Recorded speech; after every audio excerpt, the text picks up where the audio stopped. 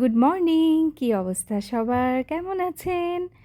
এই তো আমি এখন ঘুম থেকে উঠেই আমার প্রথম কাজ হচ্ছে এই ছোট্ট বাচ্চাগুলার একটু খোঁজ খবর নেওয়া, ছোট্ট বাচ্চাগুলাকে একটু খাবার দাবার দেওয়া, ওদের সাথে একটু হাই হ্যালো গুড মর্নিং করা। তো এই সকাল সকাল ওদেরকে খাবার দিয়ে আমার একটা ডক্টরের অ্যাপয়েন্টমেন্ট ছিল, আমি চলে গেলাম হসপিটালে আমার বেবিকে নিয়ে। তো আমার ছেলে খুব মজা পায় এখানে আসলে, কারণ আমার ডাক্তার দেখানো শেষ হলো, তো সে যাবে হচ্ছে ক্যাফেটেরিয়াতে। তারপর সে তার পছন্দ মতো চিকেন ফ্রাইড রাইস কিছু একটা খাবে। আর বাসায় এসেই দেখেন আমি আমার সব কাজ গুছিয়ে নিয়েছি, মানে উপরে এই ক্যাবিনেটের ভেতর যা ছিল এত আনঅর্গানাইজড হয়ে গিয়েছিল। পরে আমি এগুলোকে একটু সেকশন ওয়াইজ অর্গানাইজ করার চেষ্টা করলাম। এই যে এখানে হচ্ছে ফিলিপাইন্স থেকে আনা যে সব খাবার দাবার ছিল ওগুলা, প্লাস হচ্ছে আমার যেগুলো স্পাইস ডেইলি রান্নাতে লাগে ওটা, প্লাস এই যে যে তেলটা দেখতে পাচ্ছেন এটা আমি শ্রীলঙ্কা থেকে এনেছিলাম সেই তেল। শ্রীলঙ্কার শপিংগুলো আমি আপনাদেরকে দেখাবো না পরে। আর এই যে এখানে হচ্ছে সব খালি বোতলগুলা যেগুলো আমার এখন লাগছে না কিন্তু পরবর্তীতে লাগবে, সেগুলো আমি সব এখানে অর্গানাইজ করে রেখেছি। আর এখানে আমি একটু আমার সকালের নাস্তা বানিয়ে নিচ্ছিলাম। আমি একটু এগ স্ক্র্যাম্বল করে খেয়ে নিব, তার সাথে খেয়ে নিব আমার পছন্দের গ্রিন টি। কালকে তো দেখালাম আপনাদের না, আমার বাসায় মানে চায়ের রাজ্য হয়ে গেছে। সব মানে বিভিন্ন ফ্লেভারের চা আমার বাসায় আছে, কফি আছে আলহামদুলিল্লাহ। তো আমি সেগুলা সুন্দর করে বানিয়ে খেয়ে নিব। তো এই যে আগের দিন রাতের ভাত ছিল সেটা দিয়ে আমি ভাত ভাজি করে খেয়ে নিচ্ছি। এটা হচ্ছে আমার ছোটোবেলা থেকে মোস্ট ফেভারেট আইটেম। আমার আম্মু কী করতো জানেন? ওই যে স্কুলে টিফিনে আমাকে প্রায় প্রায় এরকম ভাত ভাজি করে দিত। মানে আমার কাছে এত মজা লাগতো। আসলে ছোটোবেলা থেকে না বাচ্চাদের যেটা একবার পছন্দ হয়ে যায়, বড় হলেও মনে হয় সেই জিনিসটাই পছন্দ থাকে। মানে এটা আমার one of the favourite dish, but আমি না আম্মুর মতো বানাইতে পারি না। মানে আম্মু শুধু পেঁয়াজ দিয়ে ভুনা করলেও আমার মনে হয় যে এটা বেশি মজা। আর আমি যত যাই দিই আমার কাছে মনে হয় যে মায়া ওইটাই কি বেস্ট। বানিয়েছো? আমি বক্সে পাখিদের জন্য ঘর বানিয়েছি। ওয়াও, চলো এটা আমরা লাগাই। ওকে, চলো এই যে এখান দিয়ে আটকাবো, এখান দিয়ে হ্যাঁ চলো আটকাই। আর এখানে এরকম। হুম, তার মানে আমি এমনি করে আটকাবো, এখানে যা করে দিয়েছি। লাইটটা জ্বালাও। পাখি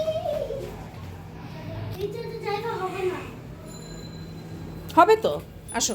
আচ্ছা এমনি করে লাগিয়ে হ্যাঁ দিই। হ্যাঁ হ্যাঁ, দাও আমাকে, দাও আমি লাগাই, তোমাকে হেল্প করছি। যাও পাখি বলো। এই দেখো কি মারামারি শুরু করে দিছে।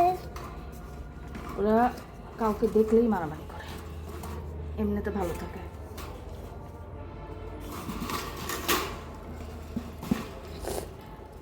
কিন্তু আপু এটা তো এখানে লাগালে ওরা খেতে পারবে না, ওদের ওখানে খাবার ইয়েটা এখানে দিয়ে দিতে হবে। কোথায়? ওই পাশে। এই দেখো, এটা লাগিয়ে দিবে না? এইটা লাগিয়ে দিতে এসে সোজা না দরকার নেই। না, আটকে দাও তাহলে তুলবে। এই যে তুলতেছে। দাও।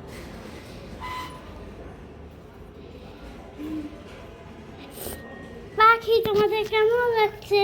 এই কি আমি তোমাদের জন্য ঘর বানাই দিলাম আর তোমরা মারামারি করছো।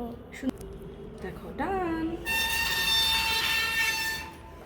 New house of the world. মারামারি করে। মা হুম এখন ও ঠিক আছে, এখান থেকে পানি হুম, ভিতরে ঢুকে থাকবো না এখন। হ্যাঁ। আচ্ছা এবার বাসায় গেলে তিয়া নেবো, এই যে ওদের দোকানে নিয়ে যাব ওদেরকে দেখানোর জন্য যে ওরা কবে ডিম পারবে। তারপর মালিকও খুশি হয়ে যাবে। ঘুমাচ্ছে, দেখো দেখো ব্লুটা ঘুমাচ্ছে। কই জেগে গেল তো? জায়গা যায় নেই, একটু পর পর ঘুমাচ্ছে। একটু বড় কে ঘুমাতে পারে? হ্যাঁ ওরা এমনই, ওরা তো অনেক ভোরে ওঠে, তাড়াতাড়ি ঘুমায় যায়। ওরকম 7-8 দিন পরে ঠিক হবে, তখন ওরা ওখানে বসবে। এটা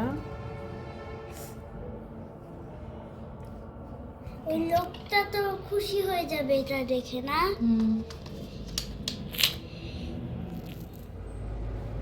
থ্যাংক ইউ মুয়ায়াদ, তুমি যে এত সুন্দর একটা ঘর বানিয়েছো, it's so nice, thank you. Welcome. তারপর এই তো সে কোনো কাজ না পেয়ে, স্কুল বন্ধ, কিচ্ছু করার নাই, বাইরেও যেতে পারছে না, এখন কি করলো, ঘরের ভিতরে সাইকেল চালানো শুরু করে দিয়েছে। আসলে না বাচ্চাদের ঘোরার জায়গা এত কম ঢাকার ভিতরে। আমার এখানে তাও একটু সুবিধা, আশেপাশে পার্ক আছে কিছু, মানে 2টা পার্ক আছে, তো ওখানেও মাঝে মাঝে যায়। বাট এত বড় সাইকেলটা আসলে টানাটানি করে নিয়ে যেতে পারি না, এই সাইকেলটা বড়, মানে কোথাও জায়গা হয় না। এখন দেখেন তার ইচ্ছা হয়েছে যে বাবা সাইকেল চালাবে, সে পিছে বসে থাকবে। এখন বাবাকে নিয়ে সে সুন্দর রুমের ভিতরে সাইকেল চালাচ্ছে, কিন্তু তার বাবা তো মানে ওর জন্য তো এই সাইকেলটা ছোট হয়ে যায়, তাই না, একটু ডিফিকাল্ট হয়ে যাচ্ছে সাইকেল চালানো। বাট এইটাই তো মজা, যে বাবা আসার পরে বাসায় তার যত আবদার আছে সারাদিনে সেটা শুরু হয়ে যায়। আবার হাতে দেখেন, হাতে হচ্ছে সে সাইকেল চালানোর জন্য, মানে ওর বাবা চালাতে চাচ্ছে না, তারপরে সে জোর করে সাইকেল চালাবে বাবাকে দিয়ে, আর সে পিছনে বসে থাকবে। তার বাবা হলো নাটক দেখায় ব্যস্ত, কারণ তার বাবা বাসায় আসার পরে তার মানে ফেভারিট কাজ হচ্ছে এই সব ফানি নাটক দেখা। সে খুব ফানি নাটক পছন্দ করে, আর আমি পুরা উল্টা, ইমোশনাল নাটক, মানে নাটক দেখবো আর ভ্যা ভ্যা করে কানবো, অথবা মুভি দেখবো আর কান্না করব। এটা ছাড়া হয়? যে কোনো দুঃখের সিন আসলে আমার ছেলে আমার চোখের দিকে তাকায় থাকে, মা কান্না করছো, মা কান্না করছো। আমি কান্না না করলেও বলে, মা ওই যে চোখের কোনায় একটুখানি পানি দেখা যাচ্ছে, মা ওই যে ওই পাশে একটু পানি দেখা যাচ্ছে। এইভাবেই সারাক্ষণ আমার সাথে মজা নিতে থাকে। আর এই যে তার বাবাকে পাঠাইছিল তার জন্য চিকেন ফ্রাই আনতে, এখন তার বাবা যেই না কলিং বেল দিছে, বিশ্বাস করেন এমন এক হাসি দিল, দিয়ে দৌড়াই গেল যে বাবা চিকেন ফ্রাই নিয়ে আসছে। সে চিকেন ফ্রাই আর বার্গার, এই 2টা জিনিস পেলে মানে তার থেকে বেশি খুশি আর কেউ হয় না। আর তার বাবাও তো টাইম কিল করবে শুধু, মানে তাকে আর মানে ওর তো ধৈর্য হয় না, আর ওর বাবা বলতে থাকে হাত স্যানিটাইজ করো, হাত স্যানিটাইজ করে খাও। এখন এই যে আমার কাছে নিয়ে আসছে, সে আবার আমার সাথে বাবার সাথে শেয়ার করে খায়। তারপর এই তো আমি আমার রুমে চলে আসলাম। অনেক দিন ধরে একটা জিনিস চিন্তা করছিলাম যে আলমারিটা গুছাবো, বাট একদম সময় হচ্ছে না। দেখেন কি অবস্থা, আমার এই শাড়ির যে পার্টটা আছে এই পার্টটা একদম জঘন্য হয়ে গেছে। আমার শাড়ি অন্য জায়গায়ও আছে আরও, তবে এই জায়গাটায় আমি রেখেছিলাম কিছু শাড়ি, এখন এটাকে অর্গানাইজ করব। এই হ্যাঙ্গারগুলা আমার হাজব্যান্ড এবার নিয়ে আসছে ফিলিপাইন্স থেকে, তো আমি কি করলাম, আমি সব কিছু নামিয়ে গুছানো শুরু করলাম। এদিকে ছেলেকে দিয়েছি ইউটিউবে টেবিলগুলা শিখতে। এই যে দেখেন আমি কিন্তু একদম 1 সেকেন্ডের মধ্যে শাড়িগুলা গুছিয়ে নিলাম, তাই না? আসলে ভিডিওটা তো দেখানো যত সোজা, কাজটা করতে কিন্তু ততই কঠিন। কত কাজ করলাম আজকে, কতগুলা সুন্দর করে শাড়ি ভাঁজ করে সুন্দর করে অর্গানাইজ করে রাখলাম। এখানে এটা হচ্ছে আমার বিয়ের শাড়ি ছিল, ওটাই একটু দেখছিলাম নেড়ে চেড়ে। আরও কত শাড়ি, প্রত্যেকটা শাড়ির সাথে কিন্তু মেমোরি জড়িত, তাই না? আর এখানে আমার আম্মুর শাড়ি আছে অনেকগুলা, আমি আম্মুর কাছ থেকে নিয়ে আসছি, যেগুলো সব আম্মুর শাড়ি। তো আমার খুব ভালো লাগে আম্মুর শাড়িগুলো আনতে। আর এইবারে এই যে এই সাদা শাড়িটা আমি ইন্ডিয়া থেকে নিয়ে আসছি, পিঙ্কটা, এগুলো সব নিয়ে আসছি ইন্ডিয়া থেকে। আর এই তো এখানে সবগুলো সুন্দর করে গুছায় নিলাম, আর অন্য পার্টগুলা আবার আরেক দিন ধরবো গুছানোর জন্য, সব একসাথে গুছানো আমার পক্ষে সম্ভব না। আর এই যে এখানে দেখতে পাচ্ছেন তার নিচেই আমার ছেলে হচ্ছে এখানে সব খেলনার, মানে একটুখানি অল্প খেলনার স্টোর বানাইছে, মানে তার খেলনার স্টোর আমার বাসায় যতগুলো আলমারি আছে। তারপর হচ্ছে ওর একটা ওয়ার্ড্রোব ছিল ছোটোবেলার, ওই যে 5 ড্রয়ারের ওয়ার্ড্রোবগুলো থাকে না আরএফএলে, সেইটা পুরাটা খেলনা রাখে। আমার এই আলমারির নিচেরটা দখল করছে, এই যে ওয়ার্ড্রোবের দেখেন এই পাশে পুরাটা খেলনা। তারপরে ওর একটা কার্গো বক্স আছে, সেটা ভরা খেলনা। মানে এই যে এইটাও আমার গুছাইতে হবে। মার কত কিছু কাজ বাকি, আমার মাথা ঘুরতে থাকে। এই তো আজকের ভিডিওটা এই পর্যন্তই ছিল। এতক্ষণ আমার বকবক শোনার জন্য আপনাদেরকে অনেক অনেক ধন্যবাদ। আর আমার চ্যানেলটা সাবস্ক্রাইব করে দিবেন, লাইক কমেন্ট শেয়ার দিয়ে পাশে থাকবেন। Bye bye.